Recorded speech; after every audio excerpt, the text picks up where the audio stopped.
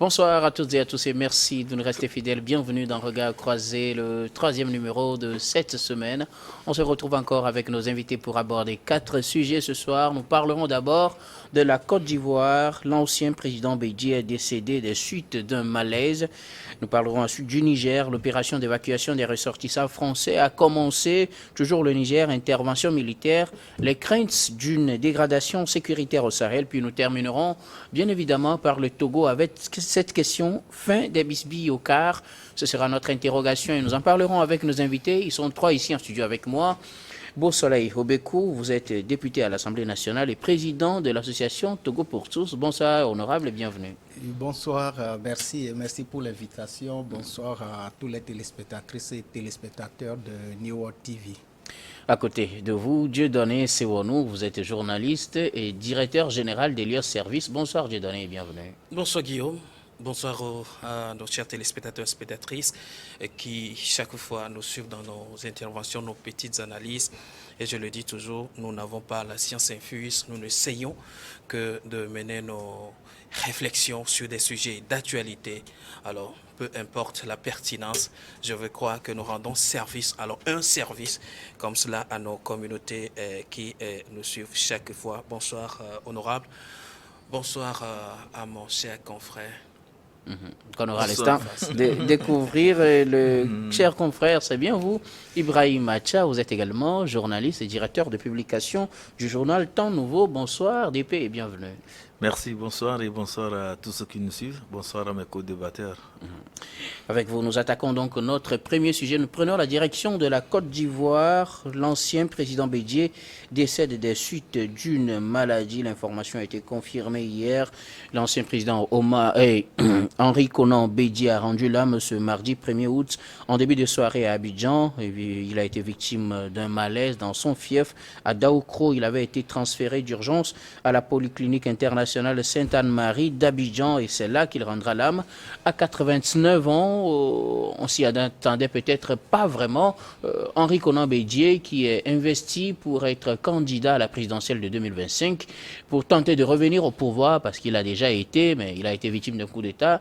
Le voilà qui rend l'âme ce 1er août à Abidjan. Je commence par vous, honorable.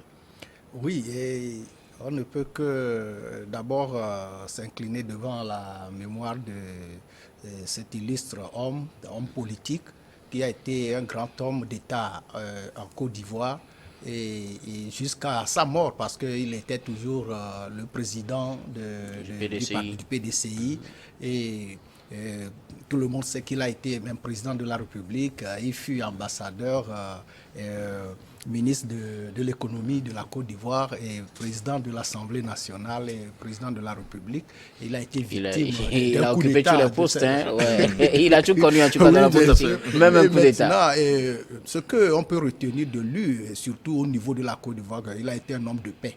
À chaque fois qu'il y a des troubles, des problèmes en Côte d'Ivoire, il fait partie de ceux-là qui prônent toujours la paix et qui participent à la réconciliation, qui appellent à la réconciliation et qui mettent tout en œuvre pour que cette réconciliation ait lieu, pour que la Côte d'Ivoire puisse avoir un nouveau départ. Et c'est un politicien fin et son parti fait partie des 3 plus grands partis en ce moment et à chaque fois il fait partie aussi des 3 plus grands hommes de la Côte d'Ivoire politiquement parlant Gbagbo, Laurent Gbagbo, Alassane Ouattara et lui-même. Et d'ailleurs, ils se sont retrouvés, ils ont été conscients que c'est avec la réconciliation et la paix passe par ces 3 personnes. Ils se sont retrouvés, ils sont même dans un processus de concertation pour pouvoir apaiser la Côte d'Ivoire. Et ils sont aussi en plein préparatif pour les élections locales. Et avant que subitement ils ne rendent l'âme hier, vraiment ça a été, présentement c'est quand même le deuil dans toute la Côte d'Ivoire et je crois que toute l'Afrique est en deuil avec nos frères et sœurs de la Côte d'Ivoire qui témoignent qui rendent à ce moment un hommage mérité à cet homme qui a participé à la construction de ce pays et qui mérite l'hommage que toute la classe politique et tout le peuple ivoirien lui rendent. Dieudonné Sewonou, Henri Konan Bédié nous quitte ce 1er août 2023. Lui qui a, comme je le disais, touché un peu à tout en matière de politique, ministre, ambassadeur, président de l'Assemblée, président de la République. Il a même été victime d'un coup d'État, il est opposant. Il a connu toutes les étapes de la vie politique. Il rend l'âme à 89 ans. Très bien. Alors Guillaume, un grand visage de la politique ivoirienne s'en est allé. Eh bien, c'est bien Henri Konan Bédié, comme vous l'avez dit. C'est un monument de la classe politique ivoirienne, même si à certains moments, il est décrié de par sa position qu'on voudrait trancher pour pouvoir aller contre le régime en place. Mais c'est un monsieur qui revient toujours avec la carte de neutralité, avec la carte de flexibilité, avec la carte du tour de la table pour véritablement parler entre fils et filles de la Côte d'Ivoire, trouver des solutions africaines aux problèmes africains, des solutions ivoiriennes aux problèmes ivoiriens, même s'il n'est pas compris de temps à autre, au vu des situations qui ont emporté certaines fois des raisonnements et que nous pourrons juger trop tranchés. Ce monsieur a vraiment fait son temps. Vous l'avez dit, président de l'Assemblée, ambassadeur aux États-Unis, ministre des Finances. Eh bien, il n'a pas connu que tous ces beaux moments. Il a connu aussi un moment de déstabilisation qui l'a emporté, je crois, en 99 par les coups d'État, bien évidemment. Donc, sa gouvernance ou alors sa vie politique n'a pas été que paisible. Et donc, c'est un... Il a goûté un peu à il a goûté un peu à tout. Mais ce que moi, je tiens à souligner de cette réalité, c'est que la vie nous enseigne sur beaucoup de choses et le temps nous retient et nous redonne une leçon, même si des fois nous semblons l'oublier. Voilà un Bédié et qui se prépare pour des échéances électorales à venir, et qui lui aurait dit qu'à un premier, il allait peut-être avaler sa naissance et ne plus faire partie de ceux qui courent pour des élections dans ce pays. Donc, la leçon, je ne dis pas, on n'applaudit pas d'ailleurs. Quand un homme est né, il est assez vieux pour mourir, dirait quelqu'un. Alors, la mort, elle est naturelle. Mais il faut aussi que les politiciens comprennent, à part la politique, à part l'ambition du pouvoir, il y a un maître aussi, c'est bien la mort. Elle peut vous surprendre à tout moment. D'où vous avez besoin de laisser derrière vous rien que de belles traces qu'on puisse bien parler de vous après votre mort. En tout cas, ce sera vous, ce que vous avez à dire sur l'homme. Ibrahim Acha, Henri Konan Bédié est décédé, l'information est tombée ce 1er août. Effectivement, c'est toute la Côte d'Ivoire qui a été secouée par cette information, parce qu'on l'attendait moins, parce qu'il n'avait pas à proprement parler des signes avant-coureurs d'une disparition aussi subite. J'ai dit subite en ce sens que le monsieur ne présentait pas des malaises. En tout cas, officiellement, avérés. on ne nous avait pas dit qu'il était souffrant. Pas dit qu'il était souffrant. Et bon, voilà, on dit il a eu un malaise, on l'a transporté, on l'a mené à la polyclinique d'Abidjan et voilà, il s'en est allé. Donc ça doit surprendre. D'abord, c'est surprenant. Et surtout que le monsieur s'est déjà positionné pour les élections de 2025. Donc il était déjà candidat. Il s'est déclaré candidat du PDCI. Et les militants du PDCI voyaient en lui quelqu'un qui pourrait succéder à M. Alassane Ouattara. Il est bien vrai que Gbagbo est revenu dans le pays, mais on disait que les chances pour que Bédié revienne étaient assez grandes parce que Gbagbo, quoi qu'on dise, a des démêlés avec la justice ivoirienne. Le cas n'est pas encore tranché. Donc voilà, les gens misaient sur la carte Bédié, mais voilà que la mort... on a décidé autrement.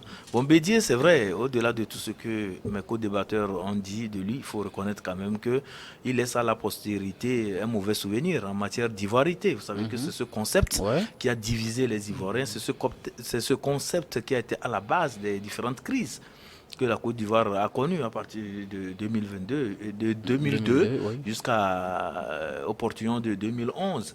Et donc, quand on parle d'ivoirité, c'est ce sentiment d'être ivoirien, d'être né de père et de mère ivoirien et d'être ivoirien de souche, comparativement à certains qu'on estime qui sont des immigrés, qui n'ont pas à proprement parler une racine qui les rattache à la mère patrie, la Côte d'Ivoire. Donc voilà, ce concept a fait son temps, mais ironie du sort, après la crise de 2010-2011, mais il est devenu un homme de paix. Parce que, je ne sais pas si entre-temps, il s'est rendu compte que le concept-là n'était pas favorable pour l'émergence de la Côte d'Ivoire. Et voilà, il s'est positionné. Et quand vous le voyez un peu dans les débats qui engagent la vie politique ivoirienne, il montre, comme le disait mon confrère, une certaine flexibilité. Il n'était pas trop tranché. C'était pas un radical. Et bon, il essayait à chaque fois qu'il y a quand même des initiatives pour aller vers la paix, il s'arrangeait du côté de la paix, mais pas dans une compromission comme on le voit sous d'autres cieux. Mais il essayait de contribuer à ce que les Ivoiriens puissent ressouder les liens. Et il aimait beaucoup que la Côte d'Ivoire, puisque c'était le slogan sous son règne, la Côte d'Ivoire soit l'éléphant de l'Afrique. Alors, Henri Konan Bédié, c'est aussi des alliances inattendues, alliance tantôt avec Ouattara, alliance tantôt avec Gbagbo, tantôt ennemi avec l'un, tantôt ennemi avec l'autre. C'est un homme qui a vraiment touché un peu, au-delà de la politique, il a touché un peu tous les bords. Il peut être ami avec vous quand ça l'arrange, et puis il devient ennemi avec vous quand ça l'arrange pas. Que retenez-vous du parcours politique de l'homme qui nous quitte aujourd'hui? C'est ce qu'on appelle un animal politique. Un animal politique, c'est pas toujours quelqu'un qui est tranché sur sa position. Aujourd'hui, cela peut être rouge. En politique, il n'y a pas de couleur, comment dirais-je, exacte. Hein? Aujourd'hui, ça peut être rouge, demain, ça peut être noir. Et donc, il faut être en mesure d'accepter la couleur du jour. Et donc, si c'est ce qu'il faut pour sauver un intérêt, allez, on se convertit très rapidement. L'alliance, j'appelle un pays d'alliance... la République démocratique du Congo. C'est là, voilà, les acteurs politiques, ils sont habiles à changer tout de suite de manteau au nom d'un compromis. Et tout de suite à changer de position pour atteindre un objectif. Ça, c'est la politique. Au-delà de cela, on serait dans une logique de radicalisation et qui n'amène pas forcément à un résultat. Et donc, ce que je retiens de monsieur, c'est qu'il a été un animal politique dans le vrai sens du terme. Même si on doit le reprocher un certain nombre de choses, en étant homme, il y a toujours des imperfections qu'on peut relever. Mais cet aspect de caméléonnage positif, alors du monsieur dénote qu'il a été un animal politique qui doit imprimer ce sens d'ailleurs à la génération actuelle en termes de politique. Je ne sais pas si la Côte d'Ivoire a su coopter cette dimension du monsieur avant qu'il ne parte. En tout cas, l'avenir de la vie politique ivoirienne nous le dira. Bossolaye Obekou, un homme politique qui a vraiment touché à tous les bords, hein, tantôt proche, tantôt éloigné, et puis il reste quand même lui. Oui, et c'est une stratégie politique parmi tant d'autres. On peut choisir d'être radical, ferme sur une position jusqu'au bout, et ça peut être payant aussi. On peut choisir de faire avec le temps des alliances inimaginables. Et vraiment, là aussi, c'est le peuple qui apprécie. Et des fois, parce que toute alliance... Et quand on fait une alliance, c'est pour quand même avoir l'électorat aussi, pour pouvoir peser sur la scène politique. Et il y a dans tous les pays, bon, il faut ces stratégies-là, les gens ont adopté ces stratégies qui ont été contre eux. Et il y a d'autres qui l'ont adopté et qui ont vu, qui se sont vus quand même récolter des résultats vraiment satisfaisants. Ce qui est bizarre pour lui, c'est que ça a largement profité pour lui. Hein. Oui, bien sûr, ça a profité pour lui et c'est ce qu'il faut saluer, et que cette stratégie, il faut dire que cette stratégie est payante quand on arrive à le faire. Et regardez avec Alassane Ouattara, qui l'avait empêché même d'aller aux élections. Politiquement, on disait que c'est pour écarter Alassane Ouattara qu'il avait inventé ce concept d'ivoiriété. Bien sûr que lui-même, il s'est défendu après pour dire que le concept d'ivoiriété, c'était plutôt un concept culturel qu'il appelait les Ivoiriens à adopter des comportements ivoiriens. Le concept s'est très vite invité en politique. Tout ça, mais il n'empêche que politiquement, il a exploité aussi pour écarter Alassane Ouattara. Mais après, dire que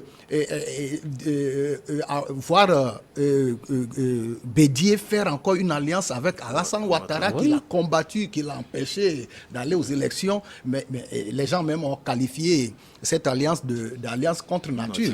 Et il y avait un intérêt dedans. Sans intérêt, il ne pouvait pas faire cette alliance-là. C'est la politique. L'intérêt derrière, c'est que Alassane Ouattara devait lui renvoyer l'ascenseur après deux mandats. Et ça n'a pas été fait. Et c'est pour ça qu'il s'est encore élevé contre Alassane Ouattara pour aller faire encore une alliance avec son adversaire. Et ça aussi, c'est politique. Donc, les gens l'ont fait. Quand vous prenez François Bayrou en France, il fait des alliances du jour comme il le faut pour avoir quand même un positionnement pour peser sur la scène politique. Et je continue par dire que au Togo, par exemple, on a eu des politiciens comme Maître Agbouebo, paix à son âme, qui essaie aussi de faire ce genre d'analyse. Et malheureusement, pour qui ça n'a pas vraiment marché comme pour d'autres. Ça ne marche pas partout parce que il y a la culture politique aussi de la population. Quand vos adversaires vous disent... Quand vous faites alliance avec un tel, ça veut dire que vous êtes contre et vous faites une alliance avec le diable, entre guillemets. Là, tout de suite, il faut vraiment faire une bonne communication pour pouvoir expliquer. Les gens ne comprennent pas ça, surtout, et à tous les coups, ils pouvoir bien expliquer parce que vos adversaires aussi sont là pour utiliser ça contre vous. Et moi, je crois que ça a été toujours, quand vous prenez mon frère a parlé tout à l'heure de la RDC, ça a toujours marché aussi là-bas.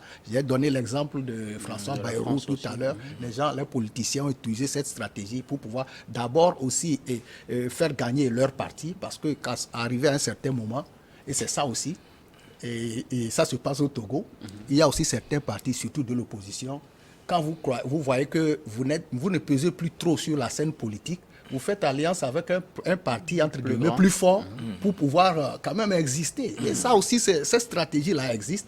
Et je crois que le cas Henri Konan Bédié est un cas d'école. Et je crois que même Pascal Afingessa aussi en ce moment copie cette stratégie-là et essaie de faire ses alliances pour pouvoir donner du crédit à son parti et exister sur le plan politique. Un dernier mot, Ibrahim Acha. Oui, c'est pour dire que c'est pour rejoindre ce que disait le député Beausoleil, pour dire qu'en matière de politique, vous savez, c'est une question de stratégie. Et quand on parle de stratégie, ce sont les objectifs et les moyens à pouvoir atteindre ces objectifs. Et donc, généralement, on procède par la contestation. Ça peut être frontal, ou bien par un accommodement, ou bien vous allez par un système aussi que nous appelons le système de contournement. Donc, vous n'êtes pas à proprement parler membre d'un bloc donné, mais vous pouvez contourner ce bloc en faisant une alliance contre nature avec un autre bloc pour pouvoir combattre le bloc que vous ne voulez pas. Donc c'est un contournement. Donc dans l'esprit ou bien dans la culture politique ivoirienne, c'est légion. Les Ivoiriens comprennent parfois les positionnements par rapport au contexte politique actuel ou bien au contexte politique en vigueur. C'est ce qui fait que quand vous prenez Henri Konan Bédié, son alliance avec Ouattara contre Gbagbo, c'était au deuxième tour, vous savez. Et il savait que Gbagbo a été vraiment en prise avec la communauté internationale. Donc, politiquement, c'était plus bon de fréquenter Gbagbo. Mais il fallait plutôt s'allier à quelqu'un qui a le vent en poupe, qui avait des chances de réussir. Donc, il s'est allié à lui. Et voilà, au finish, mais il a été bien traité. Et certains de ses poulains sont devenus même ministres dans le tout premier gouvernement de Ouattara. Donc c'est un positionnement stratégique et c'est toujours... En Côte d'Ivoire, ça marche bien, mais sous d'autres cieux, c'est un peu difficile parce qu'il y a les relents identitaires qui entrent en ligne de compte. On ne parle plus de la réelle politique, mais on parle des replis identitaires et ça joue beaucoup en matière de positionnement politique sous d'autres cieux. Ok, merci beaucoup à vous pour vos analyses. Nous allons marquer la première pause, puis on vous retrouve pour la suite de cette émission.